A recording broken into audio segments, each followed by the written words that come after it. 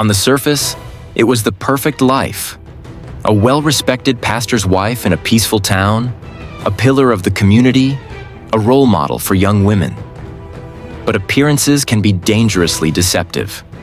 Behind the walls of that church, behind every public sermon and smile, Mica Miller lived a life shadowed by fear, emotional torment, and a silent cry for help that no one seemed to hear. Until it was too late. What happened to Mica Miller? The story the world was told doesn't sit right with those who knew her best. Some say it was suicide. Others believe she was silenced. In a case riddled with emotional trauma, religious power, unanswered questions, and growing public pressure, the truth remains trapped beneath layers of secrets. What you're about to witness isn't just a tragedy. It's a true crime story that could shake a community to its core. Mica Miller was known for her infectious smile, charismatic presence, and unwavering dedication to her faith. As the wife of John Paul Miller, head pastor at Solid Rock Church in Myrtle Beach, she held a position of admiration and respect. But those close to her began to see cracks in the facade. They described Mica as thoughtful, gentle, and deeply spiritual, but increasingly withdrawn in the final months of her life.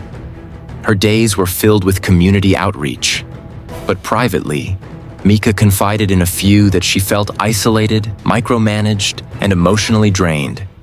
She loved helping people, but it was clear she desperately needed help herself. John Paul and Mica Miller's relationship seemed picture-perfect from the outside. Sermons about marriage, family, and faith echoed through their church, reinforcing their image as spiritual leaders. But according to sources close to Mica, her reality was far more suffocating. Mica reportedly experienced emotional manipulation, control, and even spiritual abuse. Friends say John Paul imposed strict rules on her, from how she dressed, who she could talk to what she could post online. Her independence faded. She reportedly kept a journal and video diary detailing these events. These personal records would later become crucial. In the final months before her death, Mica sought help from therapists and legal advisors. She began counseling and confided in select friends about her desire to leave her marriage. She feared backlash from the church community, but her tone was clear. She wanted out. There are reports she was gathering evidence of emotional and spiritual abuse. She reportedly prepared a separation plan. Some believe she feared for her safety. A digital record trail exists, although much of it has yet to be publicly released.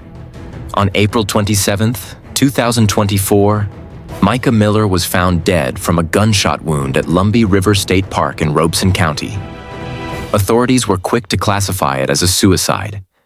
According to the initial report, she had traveled alone to the park and died by self-inflicted gunshot. But almost instantly, inconsistencies emerged. Mica had never expressed suicidal ideation to therapists or close friends.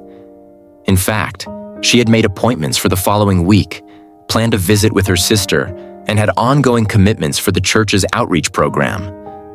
Was this the behavior of someone intending to end their life? The weapon found near Mica's body was not registered in her name. No suicide note was recovered at the scene. Her phone activity stopped abruptly an hour before her estimated time of death, and GPS data shows her path into the woods, but with an unexplained signal drop.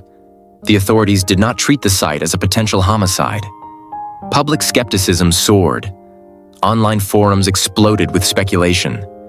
Protesters rallied in Myrtle Beach, demanding an independent investigation. Hashtags like #Justice for Mica and #Ask the Hard Questions trended nationally. Pastor John Paul Miller's reaction to his wife's death only deepened public suspicion. Observers noted his composed demeanor during the funeral. Days later, he was seen continuing church events as usual. Some claimed he spoke more about sin and the devil than about Mica's life and legacy.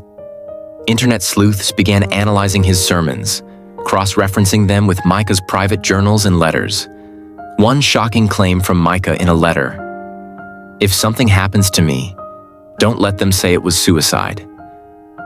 Due to intense public pressure, authorities re-examined the case. While no formal charges have been filed, internal reviews began. Domestic violence advocacy groups launched campaigns for legislation that mandates deeper investigation into spousal deaths ruled as suicides. Multiple petitions, some exceeding 100,000 signatures, demanded justice for Mica. News networks picked up the story. Her case became a symbol for overlooked women in religious systems where abuse hides behind doctrine. Theory 1. Mica took her own life due to years of emotional torment, feeling trapped by her circumstances. Theory 2. Mica was murdered, and the crime was staged to look like a suicide. This theory is supported by the lack of forensic rigor and suspicious timing. Theory 3. There was a third party involved, possibly someone within the church or close to the couple, acting independently or at someone's request. None of these theories have been officially confirmed, but each one adds to the growing complexity of this tragic case.